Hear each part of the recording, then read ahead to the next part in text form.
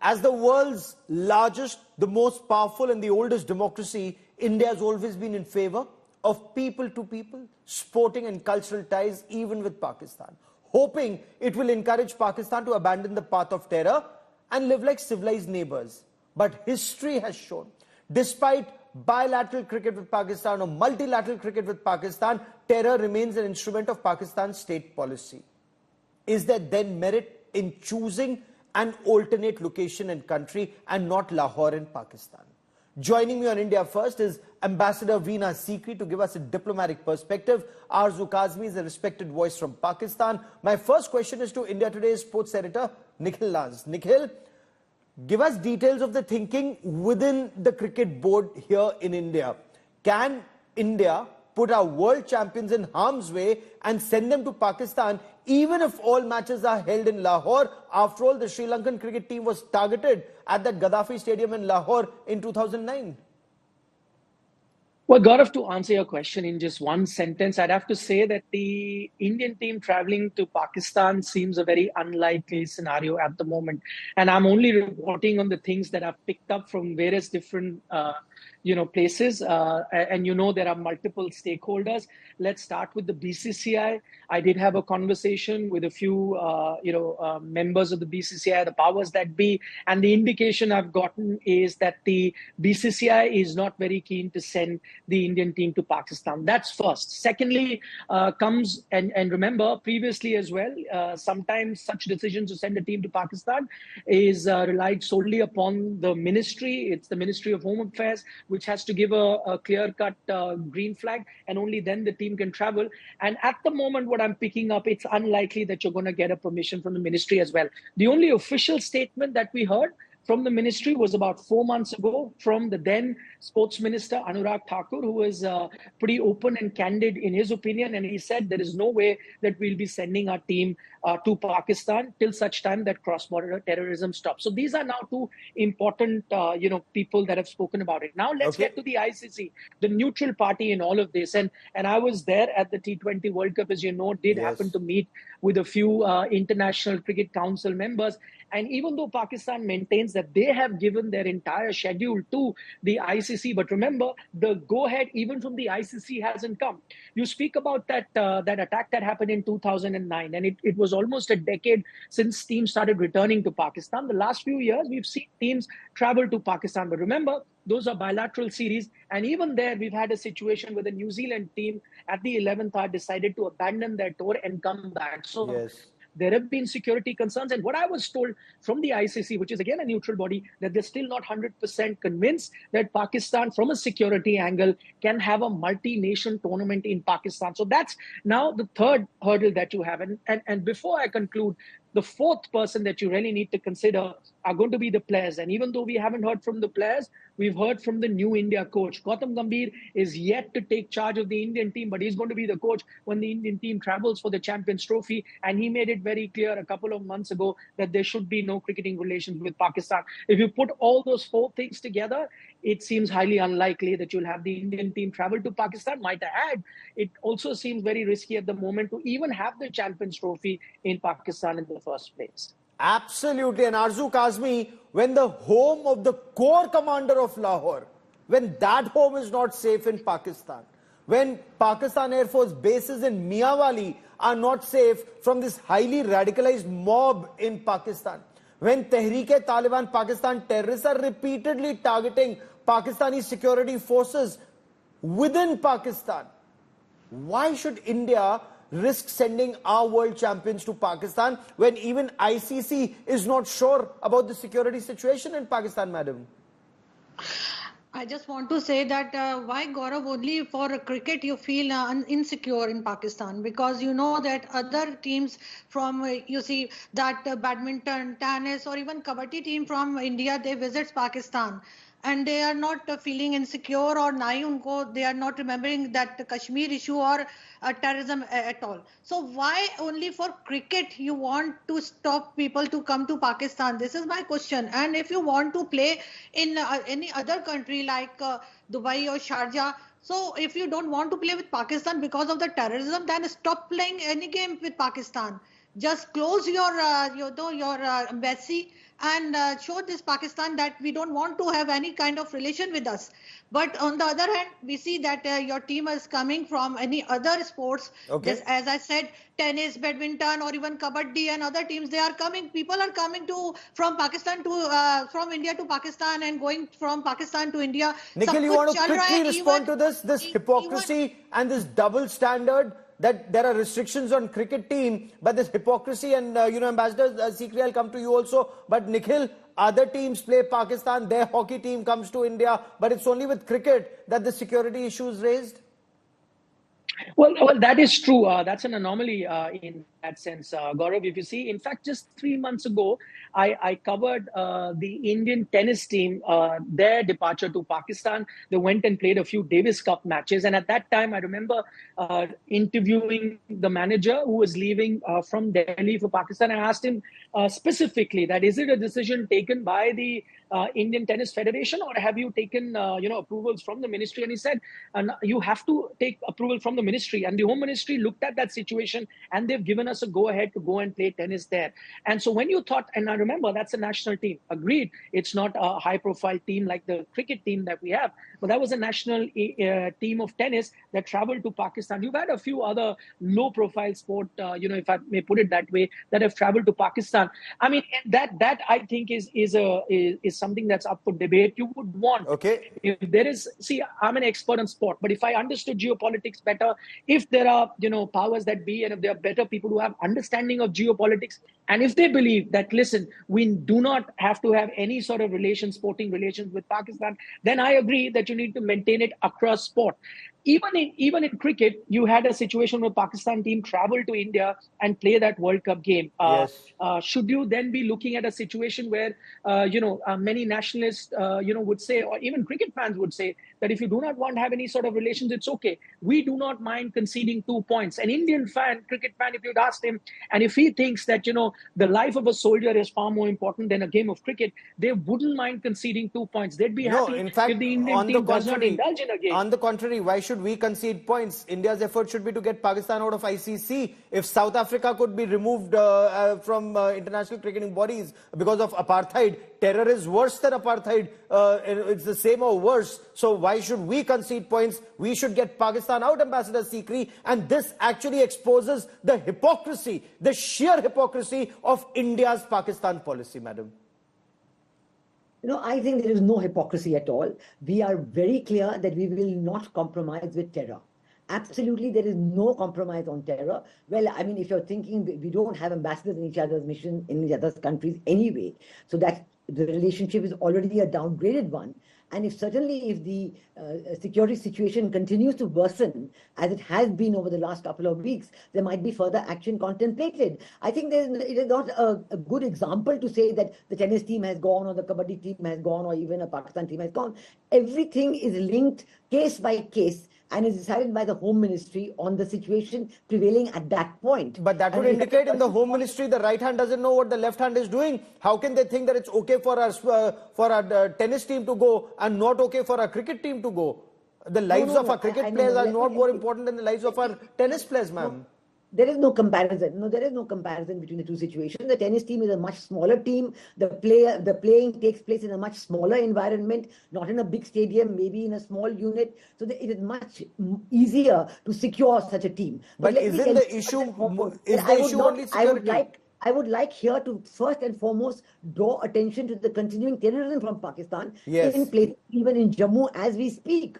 Our army and police is doing a search operation in Jammu as we speak because of terrorist incidents that have taken place in the last 24 and 48 hours. So I do not know what we are discussing when we are saying that shall we send the team or not send the team. There is such an upswing in terrorism, in cross-border terrorism by Pakistani infiltrators in the last few weeks, last few days, that why are we discussing this whole question of sending a cricket team at this point? If you look at it at this point, there certainly will be no question of sending a cricket team. And I think the point is very valid that has been made by Mr. Nikhil Naz, that the ICC itself is considering whether Pakistan can hold such a big championship, cricket championship or not. So far, Pakistan has not hosted any such big cricket championship. No, but the bigger issue remains, is there lack of clarity in our policy on dealing with Pakistan? Because Arzu Kazmi, your country exports terrorists. I mean, that's your biggest export to the world after, of course, perhaps donkeys to China. Donkey export to China may be bigger than terrorist export elsewhere. So the only two exports from Pakistan are terrorists and donkeys. Point one.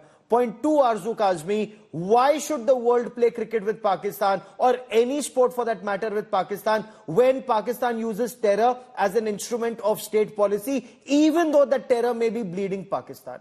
You're like a cancer patient who the terror of cancer is eating Pakistan from within, and yet you continue to spread terror. But Gaurav, I really don't understand why you people always get worried about the cricket team. No, we've been to that point. If you have another point, I've moved to the next point. You've made that point in your first answer. What's your next point? Why does Pakistan continue to use terror as an instrument of state policy, madam? No, it's not the state policy. I think because Pakistan is already launching some operations in KPK, you know it, that Azm-e-Istehkam, name is Azm-e-Istehkam, and they are going to, target all these terrorist groups. They are trying, I mean, pehle bhi inhone kiya hai, but now they are trying again to launch these kind of operations. So I think we should wait and see how they work, and they try to control it, or they just, it's such a drama only just to make people realize that yes, we are doing, but actually we are not. So we need to give some time to our agencies. KPK, you will launch an operation, and for the benefit of our viewers, Khyber Pakhtunkhwa is a province in Pakistan where a large number of Tehreek-e-Taliban Pakistan terrorists are. But ma'am, your country launches an operation against KPK, against TTP in KPK. But why no operation against Lashkar-e-Taiba in Lahore or Jaish-e-Mohammed in Bahawalpur? These are terrorists in Pakistan's Punjab province, madam. This is what we are saying. This is what everybody wants, that this time they start the operation from Punjab, not from KPK or Swat. This is what people of Swat and people of KPK said, that they are not agree with the agencies and army that they start the operation from KPK. They want it to start, this time they want it to start to be from Punjab province. So let's see what they do. Ma'am, Ambassador Sikri, before I bring in Nikhil Naz, do you think it's possible, or this is typical Pak double speak? They'll talk about taking action on terror, but only launch action against the so-called bad terrorists, the terrorists who target the Pakistan army in either KPK or in Balochistan. Absolutely. The operations in KPK, what she's spoken about, are clearly operations against terror groups operating from Afghanistan. But there is no action, not even a hint of an action. They don't even accept that Jaish-e-Mohammed or Lashkar-e-Taiba are groups operating against India. And they keep saying that these groups, the leaders of those groups are proven to be involved with the Mumbai attack and others, and no action has been taken against them, except the most flimsy of action to show to the world. So I think that it is very clear what our government has been saying repeatedly, that there is no seriousness among the Pakistan government. Why should I talk about the government? Among the Pakistan army, yes, to stop the terrorists coming into India. They are aiding and abetting cross-border terrorism. Everybody knows that at the India-Pakistan international border or LOC, not even a bird can fly without the Pakistan army's knowledge. So how is it that people are being pushed across or aided to come across, and then the Pakistani army tries to deny all knowledge? This has been shown again and again. So I think that as far as our border is concerned, the LOC or the IB, there is very clear indication that this is aided and abetted by the Pakistan army. So why should the Indian government even think of taking a risk in sending our team, our cricket team, to perform, to play in big stadiums and so on? Nikhil, Nikhil, you know how much, and you cover cricket, you know all our cricketers personally, and in our country, we love our cricketers, we worship our cricketers, and yet there are some who perhaps bat in favor of bilateral cricket with Pakistan. Do they continue to do so now, at a time when Pakistan continues to bleed India and use terror as an instrument of its foreign policy? Look at how Pakistani terrorists have killed our soldiers recently in Kathua, how they've targeted our soldiers repeatedly in the Poonch Rajouri sector, and yet you have voices that bat for bilateral cricket? Well, Gaurav, the crux of that problem is that all of these cricketers, if you had a clear-cut policy, they could then take a decision. The problem arises from the fact that, ahead of every India-Pakistan game, there is, jingoism on display. There are television shows, fans turn up in huge number. So you have an India-Pakistan game on various other, scenarios. And so it builds up to that. And then that rivalry builds up. And then you have a situation where you're not going to be playing them. I think the hypocrisy really then lies at a consistent policy. See, a player, especially who's donned the India jersey, his heart always beats for India. He wants to do the best that he can. He wants to contribute in the cause of the, Indian cricket team. That's what he understands. He understands the language of sport. But if you had a clear-cut, policy, if you knew that, okay, this is it, doesn't matter what the stage, doesn't matter what the tournament, the sports and, politics cannot go hand in hand. And if you say that and you say, no, we're not going to play Pakistan, I think a cricketer would understand that. A cricketer at the end of the day wants to do the best for his country. See, again, look at the kind of dividends that they are at the end of it. If you beat Pakistan, nothing succeeds like success. So a player becomes a superstar if he does well in a game versus Pakistan. So that's exactly what a player would want to do. All he knows but that's is where the Pakistan language also of sport. makes money. Pakistan makes money out of India-Pakistan cricket matches, and that money at times is known to have gone and funded terror against India. You have Pakistani cricket players who openly talk about how their main loyalty, Arzu Kazmi, and it's shocking, there's not just one example, there's just not just that cricketer who's known as Alu, Imzamamul Haq, who says that, sporting that big beard, who says his job is to convert people to Islam. There are so many cricketers who think that their main job is to convert other cricketers, including Brian Lara, to Islam. And only for them, cricket is not a sport. For them, cricket is a way to spread their religion. Why should the world play with such a team, Arzu? Gaurav I don't know what to say but जितने भी players के आपने नाम लिए हैं तो यकीनन that's you are right that most of the players, they are most of them are very religious, and they try to convince others to, to accept Islam and all these kind of things. But as long as you talk about the money that Pakistan will make, तो उससे तो I don't think Pakistan can make much money with this tournament. इससे ज्यादा तो हमें China और America से मिल चुका है, और अगर हमें कुछ करना होता तो हम उसी में कर रहे होंगे. उससे ज्यादा पैसा उड़ा चुके हैं. I don't think that Pakistan can make very big money with this tournament. So don't worry about it.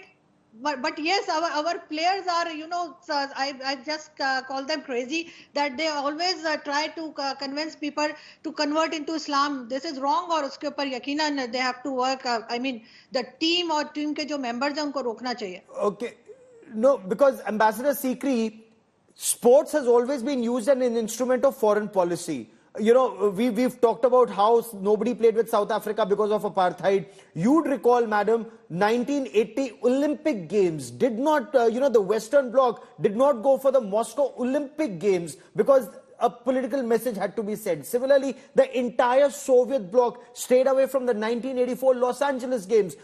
If sports persons can boycott the Olympics, why can't India boycott or get the world to boycott Pakistan till Pakistan uses instrument as, sports as their terror as an instrument of foreign policy?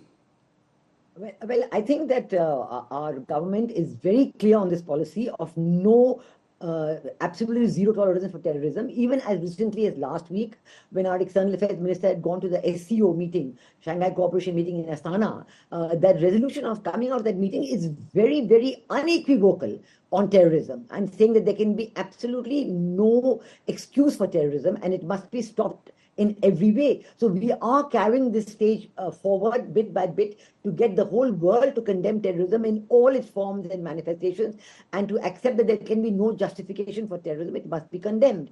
At the same time, I must say that we cannot have a blanket policy as advised by Mr. Nikhil Naz, that you completely ban it and say we won't play cricket. We are trying to be also a very good member of the international community to allow sporting contacts. Sports is a very good soft power projection, a methodology. It brings people to people closer together. But the other person must understand cricket in that spirit. But we saw the Sri Lankan team being attacked in Lahore in 2009, and after that, no major team has ever gone to Pakistan because of the fear of terror. So I think we must accept. No, my only fear is, and Arzu Kazmi will bear me out, Pakistan continues to spread terror because they know that cricket crazy Indians want to play with Pakistan. So whether they play in Pakistan or in Dubai or in Sri Lanka, it's India that is very keen to play with Pakistan. So even if civilians are being killed in India, what is the incentive for Pakistan to stop support to terror?